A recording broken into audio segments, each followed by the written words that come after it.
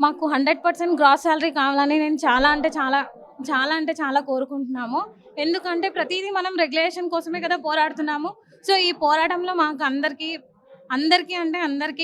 Regulation కావాలనే కోరుకుంటున్నాము. And ఇంకోటేంటంటే ఏఎన్ఎం వాళ్ళు చాలా చిన్న కోర్స్ అది. బీఎస్సీ వాళ్ళెక్కడ, ఎంఎస్సీ వాళ్ళెక్కడ? అలాంటిది ఏఎన్ఎం వాళ్ళకి రెగ్యులేషన్ చేసి బీఎస్సీ వాళ్ళని, ఎంఎస్సీ వాళ్ళని తీసేసి అసలు ఆ హాస్పిటల్‌లో చాలా నీచంగా చూస్తున్నారు. వాళ్ళు ఏఎన్ఎం వాళ్ళకి అసలు ఏం చేస్తే వాళ్ళు అసలు వాళ్ళ ఎంఎల్‌హెచ్‌పీ వాళ్ళు అంటే చిన్న ఎంపీహెచ్‌డబ్ల్యూ చిన్న మిడ్ లెవెల్ హెల్త్ అసలు వాళ్ళు చేసే వర్క్ ఏంటి అసలు? అలాంటిది మేము బీఎస్సీ నర్సింగ్ చేసాము, ఎంఎస్సీ చేసాము. కానీ మాకు వాల్యూ అనేదే లేదు.